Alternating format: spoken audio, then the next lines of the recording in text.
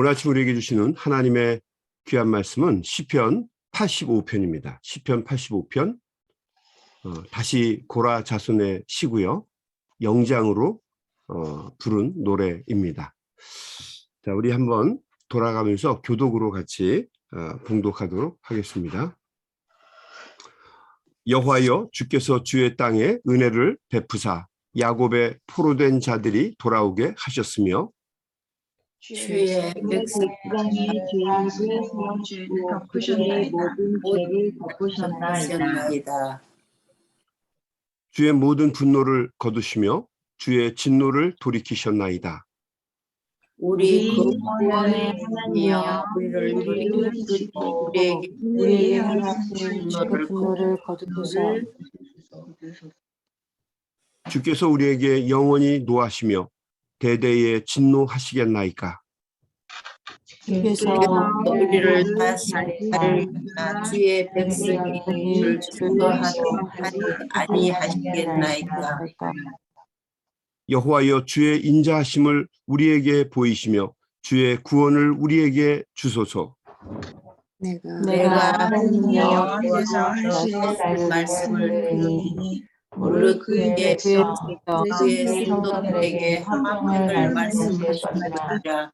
그들은 다시 어리석은 대로 돌아가지 말지어다.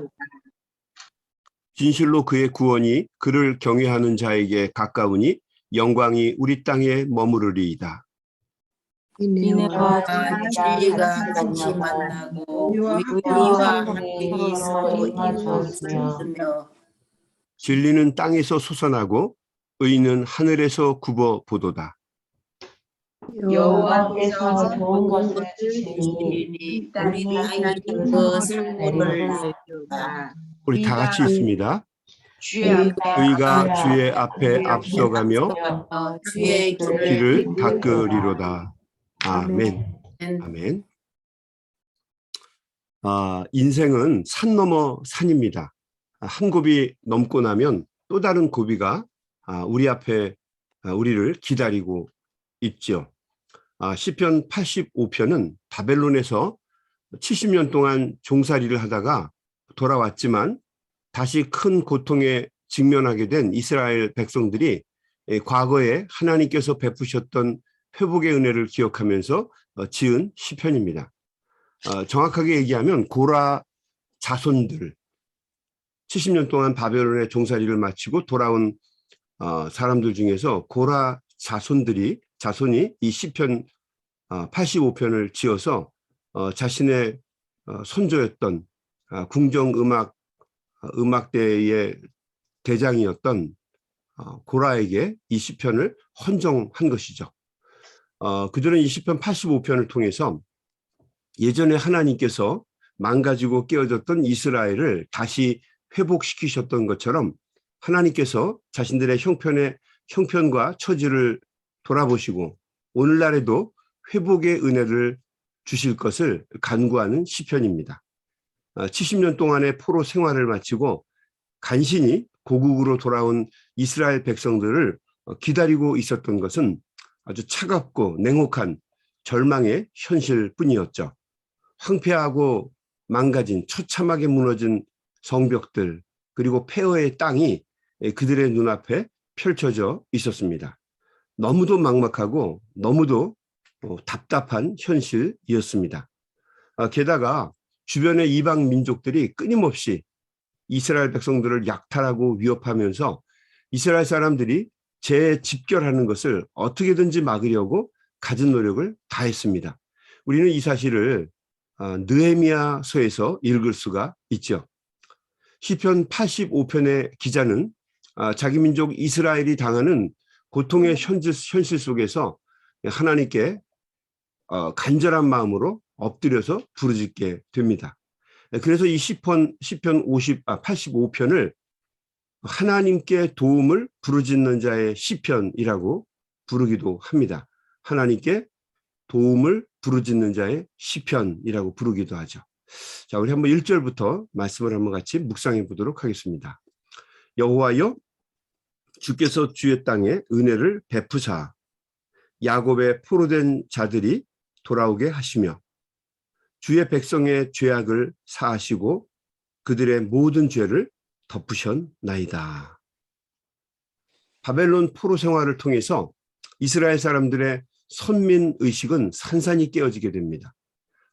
잘나고 또 그들을 교만하고 우쭐하게 만들었던 The chosen people, 하나님이 우리를 택하셨다라고 하는 그 선민의식은 아주 형편없이 다 깨어지게 되고 다시 겸손하게 됩니다.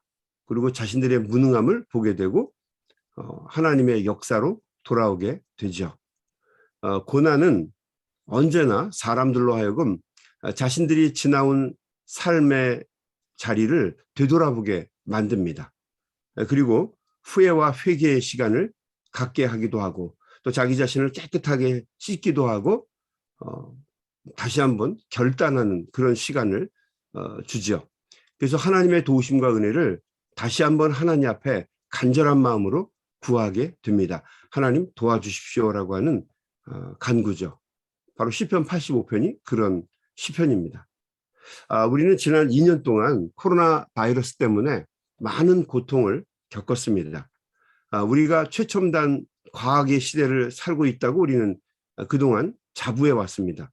야, 이러다가 120살까지 사는 거 아니냐, 뭐 그러면서 사람들 자기 자신에 대해서 굉장히 좀 높이 자리매김도 하고 그랬습니다. 그런데 2년의 삶을 뒤돌아보니까 사람이 얼마나 무력하고 형편없이 약한 존재인지를 다시 한번 깨닫게 됩니다. 게다가 코로나 바이러스는 뭐 아무것도 아니라고 그러죠. 단지 큰 전염병 시대에 서곡에 불과하다고 말합니다. 얼마 전에 그 마이크로소프트 창업자인 빌 게이츠는 이제 또 다른 전염병, 뭐 대표적인 게 뭐 천연두 테러 이런 것들이 일어날 수 있다라고 말을 했어요. 이 사람이 말을 하면 좀 두렵습니다. 하도 이상한 사람이라 이 사람이 일어나지도 않는 걸 얘기하면 처음에는 콧방구를 꼈는데 시간이 지나면 정말 일어나니까 두려운 마음이 있는 거예요. 뭐 코로나 바이러스도 이런 게 일어날 거다 그리고 사진까지 보여줬잖아요. 그때가 2015년인가요? 16년인가요? 그때 이런 걸 보여줬는데 정말 그 테러가 아니라 이 코로나 바이러스가 정말 일어났죠. 그리고 또 요즘에 천년도 테러가 일어날 수 있다 그러니까 사람들이 다 긴장을 하죠. 뭐 탐저균이 이제 유행하게 될 것이다 뭐 이런 말도 있고요.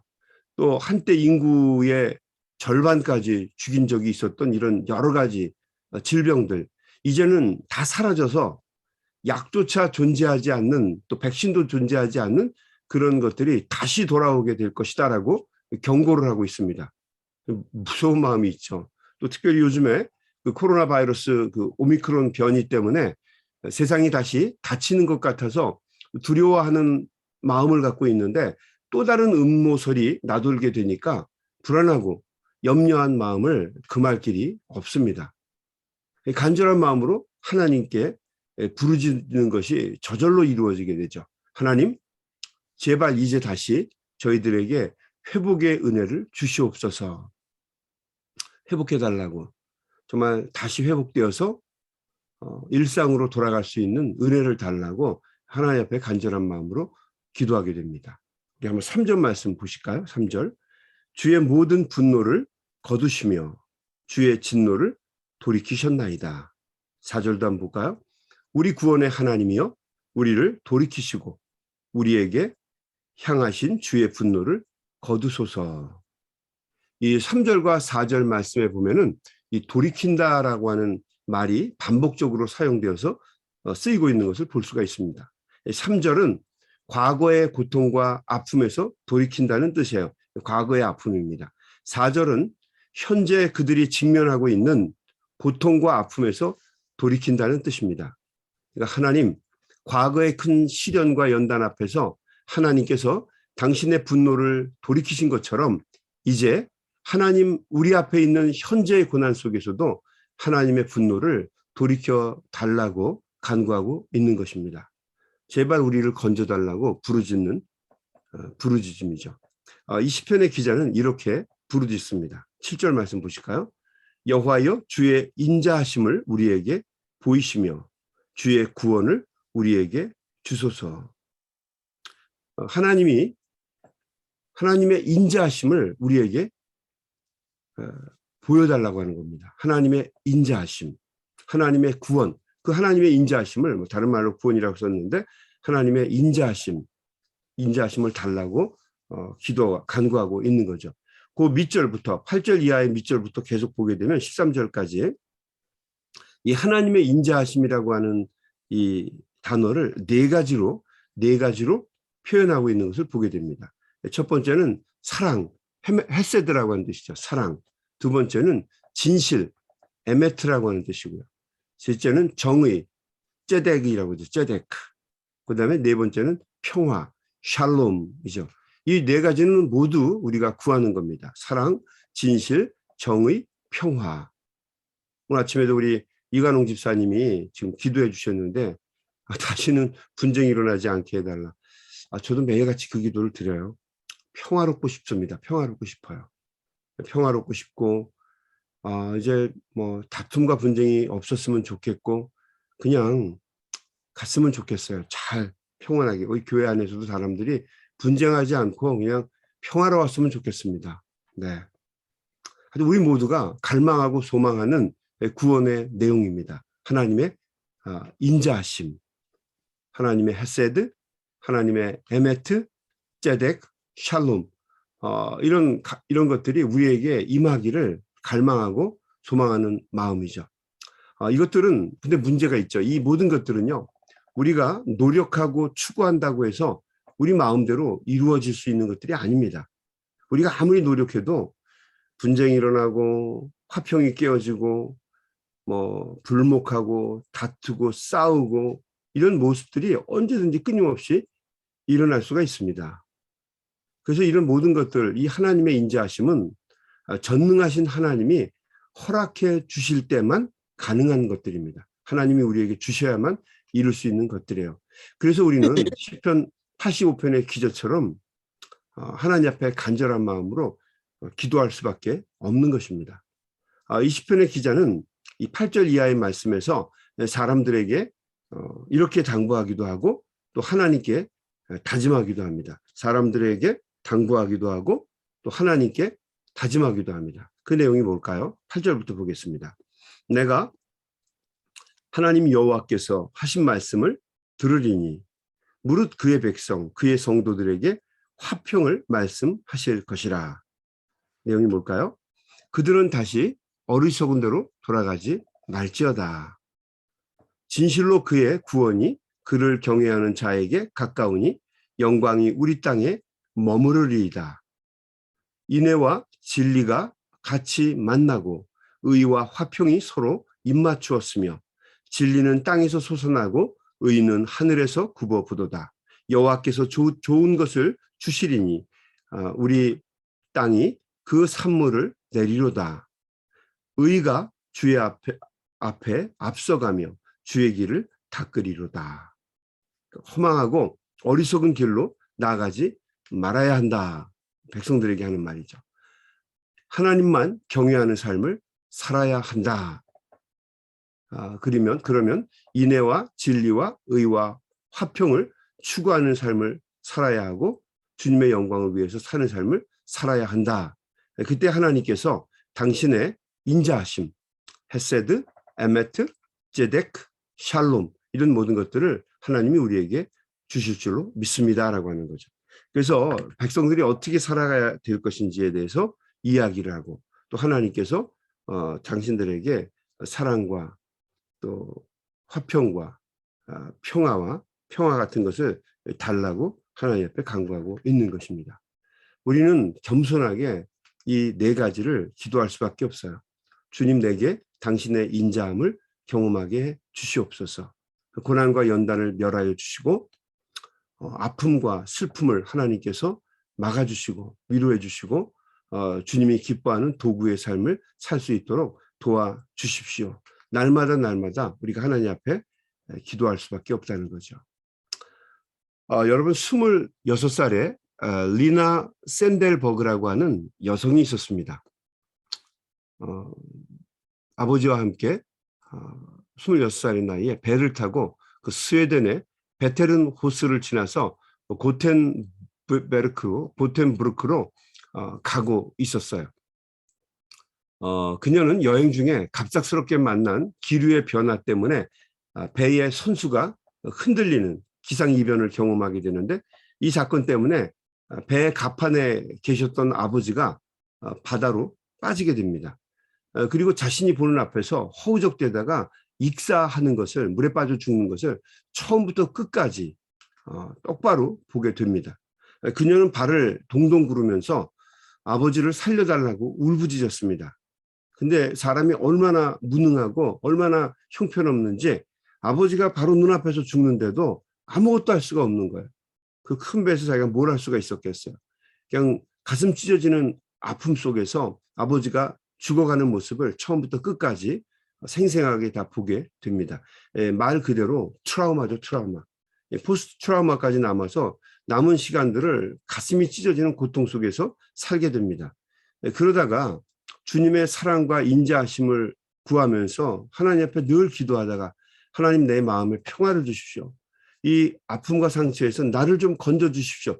날마다 하나님 앞에 기도하다가 하나님이 주시는 놀라운 평화를 경험하게 됩니다. 그녀는 하루하루가 하나님의 도움과 은혜가 아니시면 살 수 없음을 이 사건을 통해서 깨닫게 됩니다. 나중에 당시의 이 아픔과 고통을 되돌아보면서 그녀가 찬양 한 곡을 지어서 하나님께 드리게 됩니다. 이 찬양이 우리가 이렇게 자주 부르는 찬양 중에 하나입니다. 날마다 숨쉬는 순간마다 내 앞에 어려운 일 보내. 여러분 그 노래 아시죠? 날마다 숨쉬는 순간마다 내 앞에 어려운 일 보내. 그 노래 아시나요? 네, 그 노래입니다. 근데 노래 가사 한번 제가 읽어드릴까요? 날마다 숨쉬는 순간마다 내 앞에 어려운 일 보내. 주님 앞에 이 몸을 맡길 때 슬픔 없네, 두려움 없네. 주님의 그 자비로운 손길, 항상 좋은 것 주시도다. 사랑스레 아픔과 기쁨을, 수고와 평화와 안식을. 날마다 주님 내 곁에 계셔 자비로 날 감싸주시네. 주님 앞에 이 몸을 맡길 때 힘주시네, 위로함 주네. 어린 날을 품에 안으시사 항상 평안함 주시도다. 내가 살아 숨쉬는 동안 살피신다 약속하셨네. 인생의 어려운 순간마다 주의 약속 생각해보네. 내 마음에, 내 마음속에 믿음 잃지 않고 말씀 속에 위로를 얻네. 주님의 도우심 바라보며 모든 어려움 이기도다. 흘러가는 순간순간마다 주님 약속 새겨봅니다. 여러분, 이 구절마다 우리의 마음속에 새겨지고 공감할 수 있는 그런 내용입니다. 시편 85편의 말씀과 일맥상통하는 그런 말씀이죠. 주님이 날마다 숨쉬는 순간마다 돌봐주시고 힘주시고 위로해 주시고 인자하심으로 우리에게 평화를 주시지 않으면 우리는 단 한순간도 살아갈 수 없는 존재임을 주님 앞에서 고백하지 않을 수가 없습니다. 우리 늘 새벽마다 기도하고 있습니다만 우리 현운의 가정도 그렇고요. 우리 주진영 집사님도 그렇고요. 하나님이 도와주시고 하나님이 붙잡아 주시지 않으면, 하나님의 인자하심이 있지 않으면 어렵고 힘든 순간의 연속이죠. 여러분, 오늘도 이 아침에 우리 사랑하는 현운의 가정, 또 우리 주진영 집사님 가정을 위해서 여러분 꼭 기도해 주시기 바라고, 이제 이번 주가 크리스마스 아닙니까? 또 24일부터 저희가 저녁 7시에 모여서 KTN에서 우리 찬양 발표도 갖고 또 좋은 시간을 우리가 함께 가지려고 하는데 여러분 위해서 기도해 주시기 바랍니다. 특별히 이번 성탄절에는 하나님이 주시는 위로가 그 어느 때보다도 정말 많이 필요한 때입니다. 여러분, 우리 새롭게 시작한 소명 교회를 위해서, 또 그리고 우리가 두고 온 아틀란타 한인교회를 위해서도 여러분이 하나님이 주시는 평화가 임할 수 있도록 위해서 기도해 주시기를 바랍니다. 오늘도 하루하루 살아가실 때 오늘 하루도 우리 주님의 크신 사랑과 인자하심이 우리 사랑하는 소명 가족들의 삶 위에 충만하시기를 주님의 이름으로 간절히 축원합니다. 아멘, 아멘. 우리 한번 같이 기도하겠습니다. 하나님 감사합니다. 오늘도 이 시편 85편을 통해서 다시 한번 간절한 마음으로 하나님 앞에 기도합니다. 하나님, 우리는 주님의 인자하심이 필요합니다. 하나님의 사랑과 하나님의 은혜와 하나님이 주시는 평화와 하나님이 주시는 기쁨이 우리의 삶 속에 충만하기를 간절히 소망합니다. 하나님, 오늘도 하루 살아갈 때에 하나님의 인자하심 속에서 승리하는 복된 삶을 살아갈 수 있도록 아버지여, 저희들을 붙잡아 주시고 우리의 삶을 지켜주시고 우리의 마음을 인도해 주시옵소서. 날마다 숨쉬는 순간마다 한숨 한숨마다 하나님이 도와주시고 인도해 주시지 않으면 하나님 기뻐하시는 삶을 살아갈 수 없습니다. 우리의 연약함과 부족함을 돌아보시고 주님, 우리를 붙잡아 주시옵소서. 특별히 코로나 바이러스 때문에 많은 성도들이 고통과 아픔을 당하고 있습니다. 주님, 도와주셔서 하나님의 사랑과 은혜 가운데에, 인자하심 가운데 이 고난의 터널을 잘 빠져나올 수 있게 하여 주시옵시고, 또 우리 성도들 강건하게 하시고, 특별히 이 대강절 마지막 절기, 특별히 성탄 주일에 우리 사랑하는 귀한 종들에게 아기 예수님의 사랑과 은혜가 충만하게 임할 수 있도록 우리 귀한 종들을 붙들어 주시고 인도해 주시옵소서. 예수님의 이름으로 간절히 기도드리옵나이다. 아멘. 아멘. 우리 다 같이 우리 통성으로 한 목소리로 간절히 기도하시면서 세상으로 나아가도록 하겠습니다. 우리 소리내서 같이 기도합니다.